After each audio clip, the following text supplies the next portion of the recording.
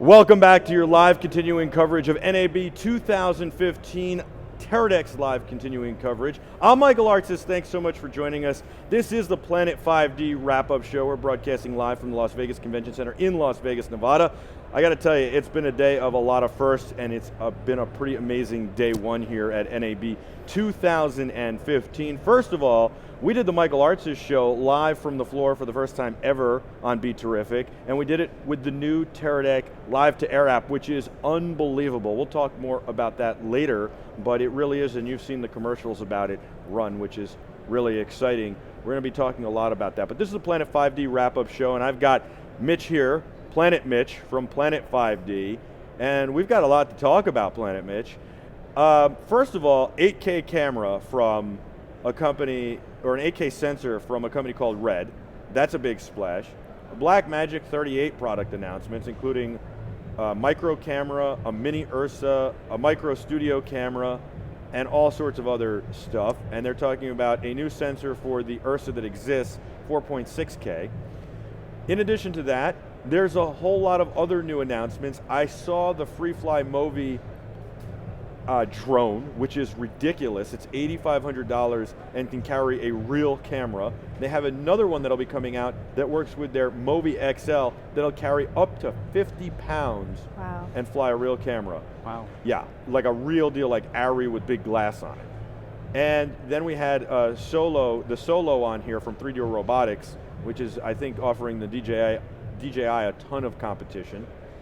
And I think that there's been a lot of other big announcements. And then Halo comes out from Red Rock Micro that is a smart focusing system and all sorts of other things. And we had the Video Pro from Teradek that does bonding from multiple cellular devices, and also the Small HD 502 with the side finder.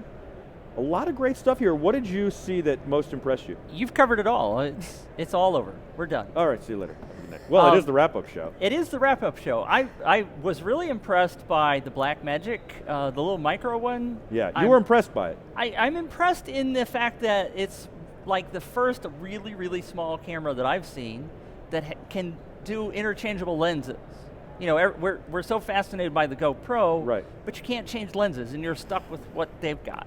Do you think this is a camera that will ship sometime before I'm 50? Well, that's the problem with Blackmagic, and they certainly have got a reputation, because everybody that I've asked out on the show floor is like, yeah, that's pretty cool, but same question. Right. So But the concept is not a bad concept. Right. I wouldn't disagree with that. Right. It's a micro Four Thirds mount, I imagine, right. Which goes along with all their other lines, although they offer EF and PL for some of their other. And all of the things that they've talked how about big was today. the sensor? Did you look at it? Was it? It's like a 2/3 sensor. I've forgotten. I didn't get the specs. It's small. But yeah, it's small. Yeah.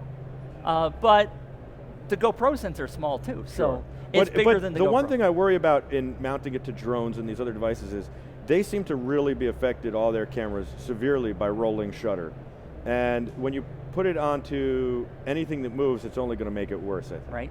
So, I don't know, I'm just asking. We have to see, obviously. Yeah. It's not something we've seen yet. We had Canon on here, and I think they clarified the XC10, which I was very happy with. It really falls as a prosumer camera. They almost went as far as to say it was a consumer camera. In fact, they dropped the word consumer on us talking about it. Paul McAnevey is a good friend of mine and really knows his stuff, but also it's exactly what I think we said when we were talking about it, which is a crash cam. Right. Yeah, that shoots 4K. Yeah, and you and I talked about the fact that it is not aimed at filmmakers. A lot of filmmakers were kind of like, oh, this is garbage, but it's not aimed at them. They have to really think about what the product is aimed at. Now, that would help if Canon would say in the press release, oh, by the way, we're targeting this group of people with this camera, and other people would go, oh, well, but I can understand that they don't want to pigeonhole themselves, but they, and maybe people will find new uses, but I actually think if you took that Blackmagic micro camera and you took that Canon camera, you combine them and put that interchangeable lens on that Canon camera, it'd actually be a lot better camera with an EF mount on. Right. Yeah. Yes. So, and then we talked about the C300, which seems it's going to be pretty remarkable, 4K on board from Canon. Except for the price. Yes. Right, and And that's the big knock right now, is the Well, price. and the thing that's interesting is it kind of falls in no man's land, right? Because it's not low enough for the guys who are reaching up to a $10,000 camera or below are going to do, and it's not right for the guys who are spending Red or Arri Alexa money. Yeah. Right. Exactly. So it's right in that weird, like, price-wise. Yeah. And it's still strange that Canon's still saying 20,000, but on B&H it's 16. So what is the right price? Well, it's 16. I don't know. We all know if B&H is saying it's 16, it's 16. Then why? But anyway. So but I think this will be a rental camera. I think that's what I think. I think that this will go into rental houses and it will go out a lot as a rental. But I don't think people won't own it a lot. People said that about the first C300, and there's did. a ton of them. Right. People bought a lot of them. But they bought a lot, but it was also a little bit cheaper. It came out with an initial price around this and then had a major price drop. Right. And then, right. And this will too. But it does do a lot of rentals. Yeah, but they use sure. it for like a lot of reality TV and a lot of docs, and I think that that's where it falls. There's a lot of them running around here today. What did you think of the Red Rock Micro announcement?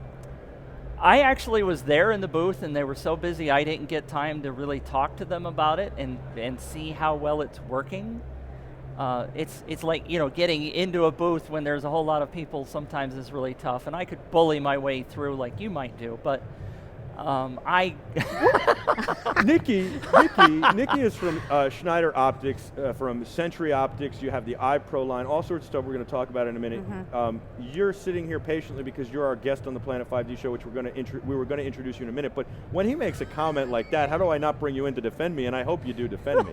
I love you, Michael. You're the best. Thank you. But it's okay to, If I don't give you grief, is that how I am? Am I going to bully my way through? No. I politely slide through the crowd, and no, I would not wait in the crowd. That is, you're right about that. But I don't you bully my wouldn't way do that. through. No. Yeah. So I modified it a little bit to make it more exciting and more dramatic. But listen, Mitch, I don't have time. In this business, you have to kind of be a little bit of a bully. That's if you're not, how far are you going to get? Exactly. See? Right, he doesn't even know what he thinks of this system because he was, and by the way, I'm so short I wouldn't have seen over anybody unless I got a front row seat. Well, that's true. Yeah. But the other problem was that I had 4 or 5 people come up to me and want to talk to me, so instead of, because I'm such a superstar. You're so popular. That people wanted to just, and so I couldn't pull myself away from them just to go do People that. gravitate towards the planet. Yes, they do. And orbit around it. That's very good. That is awesome. I'm going to use that one. All right. Was Blackmagic's booth, I didn't make it over there, was it smaller than usual? Because it seemed like it was. It is just arranged differently, I think. And maybe that wall made it seem smaller. Yeah, and the wall was, they've arranged it differently, including the wall. The press area was much smaller than last year. Was there anything that surprised you or that you think is super innovative? The whole floor? Yeah. I apologize because I haven't been through the whole floor. I know you got the opportunity so 2 far. days getting Just set up. So far. Nothing has surprised me. Nothing's jumped massively out at me. And what about the way the show is? I say this, it was a broadcast show always, then it became more of a filmmaker show when DSLRs came out, and now it seems like it's going back to broadcast, and it seems like to me, just saying, that the DSLR might be dying. No, don't say that. I don't think the DSLRs are dead because I've seen quite a few of them on the show floor today. One of the things I think is killing the DSLRs. This is a padcaster, and this is a good segue to Nikki. So, this will allow you to put your iPad into here, and it's you can mount all sorts of accessories, and it becomes your mobile production hub. You can shoot, edit, and upload, even stream live off of this. But not only that, you can switch live and stream thanks to Teradek's Live to Air app. But Nikki, you guys make amazing lenses. Schneider Optics, you guys have been around forever. We've had you on the show before. Century Optics is the wide angle lenses that you guys, I've used since I had a PD-150 from Sony 100 years ago. And, or it seems like 100 years ago. And so now, this is a perfect example. This is a 58 millimeter, 5.5 wide angle that can be reversed to a fisheye. And this not only is on the Padcaster and can work with iPad, but it's any 58 millimeter camera lens. So this you can put on your DSLRs. Really? You can put this on your... more for the video it's line. More for the video it's line. perfect for the video, and we've had these 58 millimeter, add-on video attachment lenses in our lineup for a long, long time. But the video cameras that take 58s are not really around much anymore. And now this is the new birth. I mean, a lot of people are using iPads and then also iPhones, which we have another product for as well, to broadcast out, to shoot video, to shoot photos.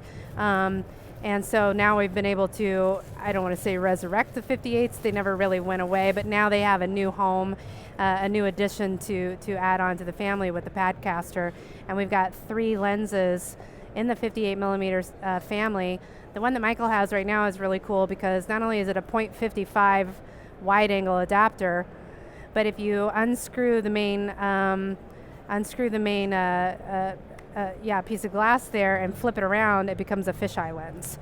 So you just unscrew, which is kind of cool. I think I'm unscrewing the whole thing. And, I'm trying to one-hand and then we've got an actual true fisheye lens. All right, so Mitch, why don't you hold this camera and point it? Now here, go. let's flip the monitor around for you. Oh, so I can see what I'm doing? Yeah. And then here, I will unscrew this real quick. Let's give it a second. And you flip it around, and now it's a fisheye. How about that? That is awesome. Yes. So now you've got a fisheye, right? It's really versatile, especially in the video mode on this. Yep. So, I think it's a tremendous lens. We tested it before. It works really well. On the Padcaster, we'll be using it for the Michael Artsis show tomorrow back here in the Vitek booth behind the set when we do that off of the Teradek Live to Air app, which we're going to talk about. So here's the real fisheye. This thing's unbelievable. And Nikki, I'll let you talk more about this now that I paused you to put it on. It's just it's a 180 degree fisheye lens, ultra fisheye. And we're probably of our Century lenses, the fisheye lens is our most well-known lens that we have. Everybody from, well, of course, the skateboard community is crazy about any of our fisheye lenses, and any of the big sporting events. You guys, I think, for these kinds of lenses for wide angle, and you have a tele as well, for add-on kind of lenses have, in my mind, have always made the best. And then you also, in addition to this, there's one other, there's a 0.65, which I love. It's close to my heart because I had a 0.65 from you guys, bayonet, with the sunshade on my PD-150, which was my first camera, my first professional, let's call it prosumer camera at the time. I think that was, the PD-150 when that was out, was sort of synonymous with the Century lenses. They just went hand in hand, and we still have people calling us for lenses for the PD-150. Do you really? People are still using it. It's an SD camera. Yeah. All right. And so then Mitch has got one more lens in there. That's the 0.65. So I'll just show that off. That's the standard one, 0.65. And then when as I'm doing that, you can talk about, if you don't mind, talk about the iPro lens kit. And well, you know what? Let's wait because you have it with you, and we can show it off. I mean, we can go over it. I've shown it to you guys a million times. I've used it. Yeah. But that's basically, the iPro lenses are born out of our Century Optics line. They even say Century on it, the same way that we create the video lenses for video cameras, which is really, creating optics to work with specific video cameras. That's what we're well known for. And so we did the same idea with the iPro lenses that you've seen. Of course, again, still have it in our little holder, but if you look on the side right there, I'm sure you guys can't see there, but it does say Century. So those are. And you guys also, well, here's the. That's pretty cool. So it comes with the handle, and then you get the case and all that, so that it mounts right on. Yeah, we have our starting to ship this month. We've got our brand new 6 and 6 Plus cases. I'll take one. Made by Element Case. So they're really rugged. You can see we have like new grips on the sides. And mounts. And we've added direct quarter 20 threads right onto the camera. This one even on, so this is our for our horizontal shooting. And for vertical, we've added it down here so that when you are on a tripod, you can go vertical and or light on top. And light on top. And so here's your 0.65, by the way. Right. And that's on the Padcaster as well. But I think the thing to really realize is these are real, especially these are real lenses that were designed for video cameras, and you can use them on video cameras. And then they were basically shrunk down. That's our 0.65 Here's the for the 0.65. iPhone. Yep. And so you can see a nice comparison here of the lenses and how they are. And so this can be used on the Padcaster, or it can be used on real video cameras. And I think it's great. And so, that's really exciting. But you guys also do filters. Yes. And talk about, you have a filter with you, right? I do. I have a brand new filter. So this is that we're kind showing. of a crazy filter. It's a confetti filter? This is in keeping with we've been making the anamorphic streak filters for the last few years now to create that new anamorphic look that people want. Right. Traditionally, we have the blue streak, and we have the clear, which will reflect any color that it's on. But then we have specialty colors like pink and yellow and violet and orange and red that have been used on many things, from music videos to dramas to even live broadcasts. So this is our next step, which is creating a confetti filter, which has all of the colors thrown in there. And it really, depending on how you use it and which focal length lens that you use it, and the lighting that is being used in your production, can really make some amazing, dramatic, and exciting pop to a lot of the lights that are out. We've got a lot of people in the music video and live concert feeds that already have orders in for these guys for when they're coming out, which should be in about a month or two. And we have some pre-production models that are even out on a new drama that I'm not really Can't say about right now. But so there's what I love about all of our products is. May I hold it? Yes. I'll What put I it love up. about all of our products, and especially with our filters, is that you really truly see the artistry that these cinematographers, by how they choose to use the filters and create amazing content with them. Absolutely. Yeah. I couldn't agree more. And being in your booth and seeing some of the footage, it's really stunning. Yeah. You guys have a lot of, like PL mount glass and EF mount glass as well. Yep. That is unbelievable. Full frame, non-full frame. Talk about some of those lenses. So we have and I know that red, basically, you guys are the lens for red.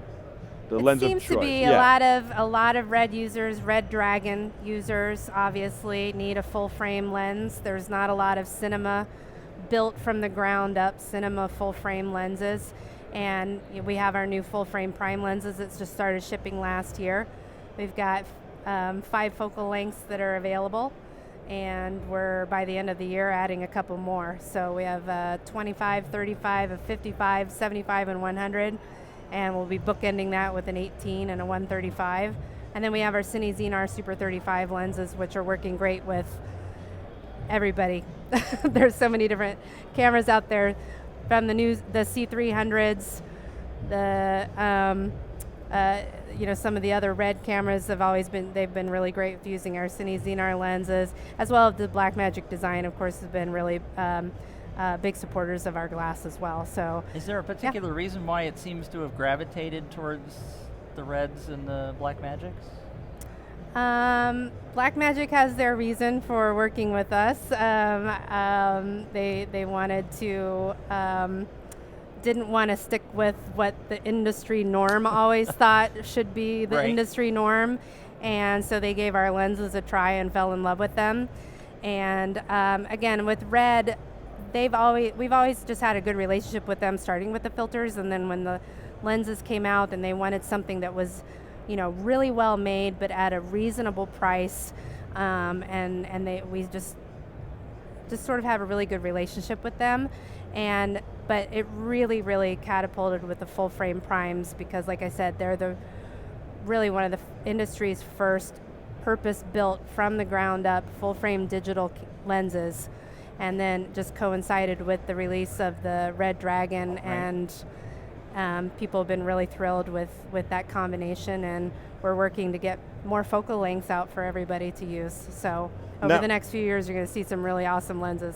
I can't wait. Yeah. That's amazing and excellent. Now this is the filter, the confetti filter. It's not mounted like it's supposed to be. Probably not the right camera, but you can kind of get the idea. You see the light behind Nikki, and you kind of see the way it kind of turns and sometimes it streaks can just be a really little subtle, very subtle pop, or you can make it add more. a bunch of lights and Sure. and have it do some really fun things. Absolutely, and you can see Rotate that happening. it around. Yep. Sure. I'm glad you did that because I was kind of confused of why the little lines were on there. I know, and it seems like if you come out from the thing, if I can get it to focus on it, it has like a lot of confetti in it. Right. I don't know if you can come out That's why it has a name, right? It has the name Confetti Streak. But you see it. Hold on. Come back to this camera, guys, for a sec. I'm driving the crew crazy. You see how it stars that light behind Nikki like that as I'm turning it. You see how I can kick the stars onto her face a little bit. That's the confetti, and then if I pull it off, it's just regular. There you go. No stars on her. And if I move it closer and back, I'm manipulating it. Again, this isn't the way you would do this. You'd have a matte box and all that stuff. You get the Croziel matte box. You We can do have see. some new Croziel matte boxes in our booth as well to take a look at. So I wish I could talk about them a little bit more, but maybe we can have the Croziel guys come on and that would be great. Talk. Nikki, thank you so much for coming Sure. on. We're not done just yet. What was the highlight of the day for you, Nikki? It's been a big blur, I got to be honest. Yeah, I hear you. So many people have come through the booth. It's been great. We had a little party at 4 and got to see a bunch of our friends stop by, and dealers and distributors from around the world. I stopped by. It was very and nice. You stopped by. Yeah. And it's got to be nice to a lot of different companies want to use your lenses, and you put them in their advertising and all this stuff. That's got to be really kind of nice too. That's a nice little feather in the cap. Yeah. Mitch, what about you? What was the highlight of the day, other than taking a picture of a freight elevator that somebody drew on the buttons because it wasn't enough to say attic and basement? Yeah. Besides that, and of course going to the bathrooms, which was an old joke from last year, but anyway. I actually started out the day over in the far corner as opposed to starting over here where all the big names are. Yeah. I started in the far corner over there. I got to talk to Jim Schofield, who's a friend of mine. He's with Westcott Lighting. I saw him here today, Yeah, he was on set. Yeah, oh, that's right. He was here, and he had his new kit that he's been working on, and he showed that off. And Westcott's also got these flexi lights. I forgot what they're called. Yeah. Those are cool. Yes, I want to. They're very bright. Two things I wanted to say. You never answered my question when I said it seems like it's changing from filmmaking to broadcast. So I'll let you answer that. Is that how you feel, or you don't agree with that? I kind of agree with you. I don't believe that DSLRs are going away, which was your premise as part of that. No, it was part. I did say that, but it was. You did say that, and I'll that wasn't remind the you of that The premise several was times. it was going from filmmaking to broadcast. But I'm kind of surprised at how few people there seem to be here today. Really? 97,000 people will be here this week.